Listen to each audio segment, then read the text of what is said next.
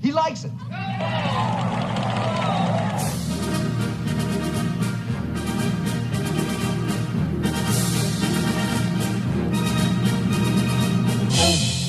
Pretty chitty bang bang, chitty chitty bang bang, we love you. And in chitty chitty bang bang, chitty chitty bang bang, what you do, near, far, in a motor car, oh what a happy time we spend. Bang bang, chitty chitty bang bang, our fine four-fendered friend. Bang bang, chitty chitty bang bang, our fine four-fendered friend. Chitty bang bang, chitty chitty bang bang, chitty bang bang, chitty chitty bang bang, chitty bang bang, chitty chitty bang bang.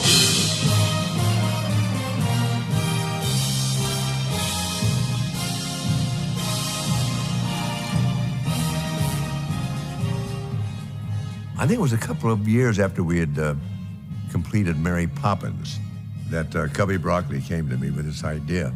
He had read the original Ian Fleming book, Chitty Chitty Bang Bang, which I had never read, to his children. And I remember at the time, I was such a Walt Disney fan. I was convinced that the only person who knew how to do children's entertainment was Walt Disney. But then, of course, he got Dick and Bob Sherman. And once I heard the music, I knew that they really had something. It was shortly after that I said I'd do it. Caractacus Potts was kind of a rebel, kind of a guy who thought outside the box. And I loved that character. He went his own way, educated his own kids, and just lived his own life the way he saw it fit. He was a crackpot. Stand back! Keep clear! Does he know what he's doing? Of course he does. Whoa! I've always had a habit of improvising the physical part of it. It's just an instinctive with me. If I see an opportunity in a scene to put something physical in, I'll just put it in. So a lot of those things happen right on the set at the moment. Thank you. That just seemed to fit that character. He was a little absent-minded professor type and a little bit of a klutz. Would it be too much to ask what this is, this, thing? Little invention of mine cleans carpets by suction. All that to clean carpets? We had to have a little edge there between the two of them. They couldn't just fall in love at first sight. Oh, I do. Oh, and what's this gadget? Well, that's not quite right yet, but eventually I hope to transmit moving pictures by wireless. Oh, really? Yes, really. And I kind of liked his getting really sensitive about her making fun of his inventions, because they were his pride and joy, those inventions. I think that the problem is... The boiling point of your sugar is too high. She made fun of him, so he had a right to get crotchety. Well, I've never been Spoken to that way before. Well, maybe it's about time. Oh, Good afternoon, madam. Mind the cable!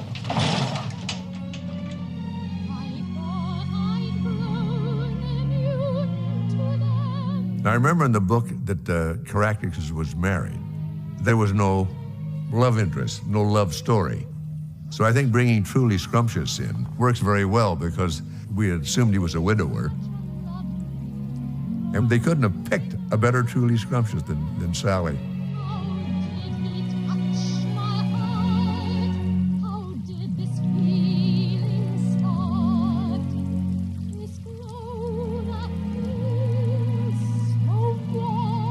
They came up with Sally Ann. I heard her voice, and it was the richest contralto. She auditioned with a lovely, lonely man. And I thought, my God, this girl is great. And then she was stunningly beautiful.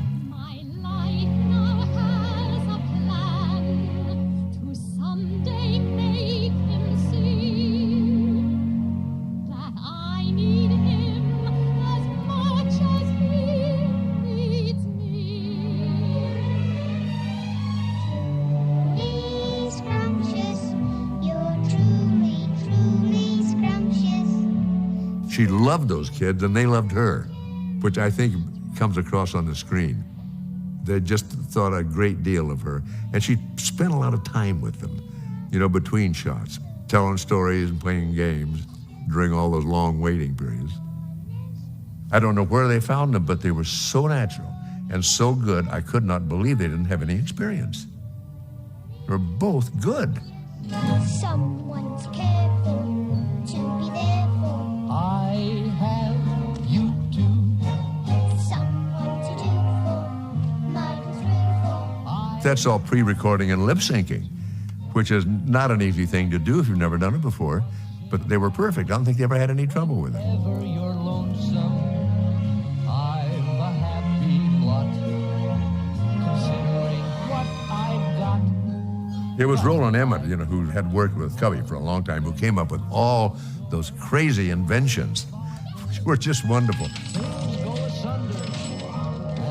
My favorite being the breakfast maker. It gave us the most trouble.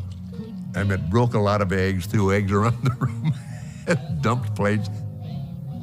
Sometimes we'd have to go away while the cameraman and the special effects guys got it to work. But on the film, it's absolutely marvelous. It's fascinating to watch that machine work and deliver those plates right to us. Jeremy? Oh, good.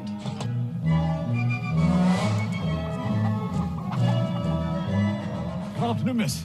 Sorry I can't stop. I'm off to India. Gonna have a cup of tea with a Maharaja. Cheerio.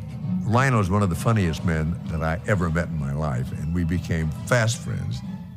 Lionel was 4 years younger than I, and he played my father, and I never let him forget it. He was prematurely bald and a little bit gray, and he looked the part. They had to age him up a little bit. Oh, the posh, travelling life, the travelling life for me. First cabin and captain's table, regal cup. And he had a pretty good baritone voice, too. But he seemed to have a ball singing it. He really enjoyed himself. All out, starboard out, posh with a capital P. O-S-H, posh. P-O-S-H. Ken Hughes, I think it was his first movie of that kind that he had ever done. He had done a lot of adventure movies and that kind of thing, and the action is where he was quite good, all the Chitty Bang Bang stuff. I got to tell you a funny story. At the first day of filming, the very opening of the movie, when Chitty Bang Bang is a racing car, I was not in the shot, and they had this huge crowd of people, all these great old cars racing. I was talking to some of the extras, and an assistant director came over and handed me a little flag, and he said, just stand over there and wave the flag. I said, well, you don't understand. He said, just stand over there and wave the flag. So in the movie, I am standing there with the extras waving a flag. I don't know if you can see me or not, but I'm there. I was so pleased to see that the Sherman brothers were part of the whole creative team, because having worked with them, I knew that not only were they good songwriters, but they were creative in every other way. They were great storytellers. A lot of the ideas for scenes came out of the music.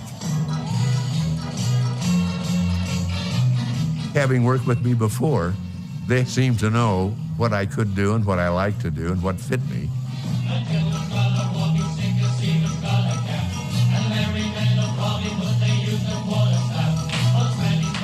Mark and Dee Dee Wood were the choreographers. I am not a dancer. I was never trained as a dancer or know anything technically about it. And these two had that great talent for finding out what you could do well and making a dance number out of it. And they knew what my strengths and my weaknesses were. They made me dance. You use a sturdy pole. Ladies use a parasol. And so it was very easy to recommend them to Cubby Broccoli. But I didn't know they were going to work as hard as they did.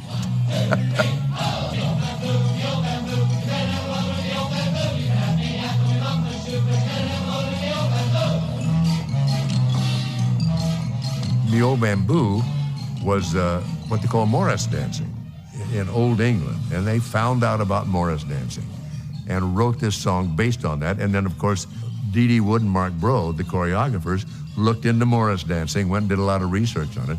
So it really is couched in real tradition.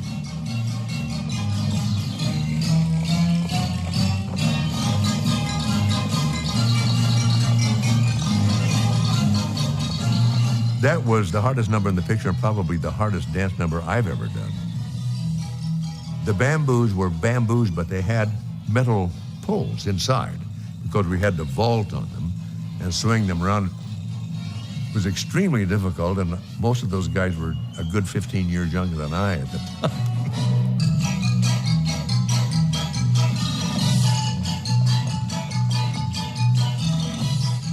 At the very end, we have to jump over the sticks. And out of 25 dancers, every take, somebody would miss. We did 23 takes. And by that 23rd take, if you look very closely at the movie, I just make it.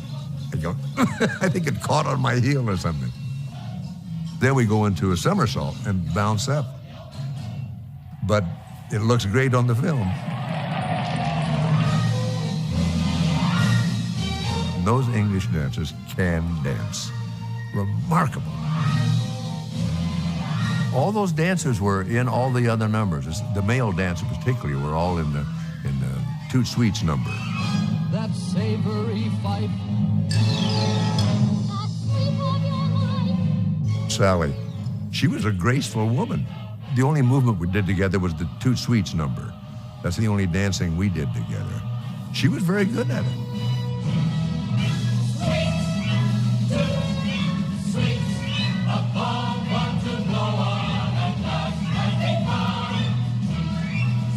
Gigantic set and authentic. It was really 1910. Every piece of curlicue metal and everything. I was amazed at the look of it. And of course, we rehearsed that dance number in that set for a long time.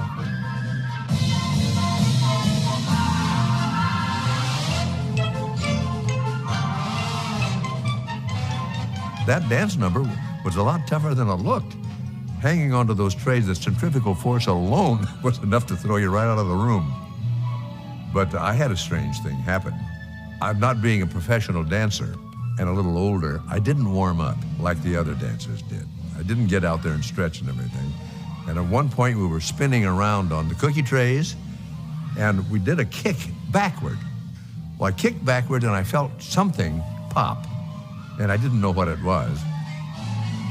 I finished the number and realized I was in a lot of pain. And I had ripped the big muscle at the back of my thigh. What is that? Can't think of the name of it. It's called the big muscle at the back of the thigh.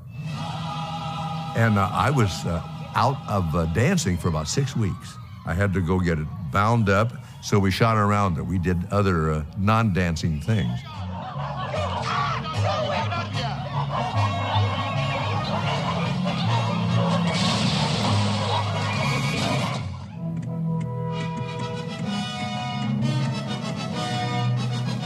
It was definitely a Cubby Broccoli production. It was like a James Bond movie.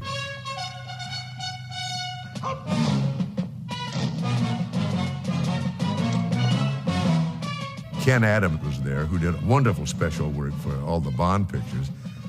A German guy, I think originally an architect, if I'm not mistaken. Enthusiastic man to work with. They reconstructed Prince Ludwig's castle on the back lot at Pinewood. Huge set. And it looked exactly like, because we shot at the real castle in Hohenschwangau, is it? Something like that. They didn't spare any expense at all. In the beginning, I think I did see some of the storyboards, and I thought the stuff that they shot was better looking than that.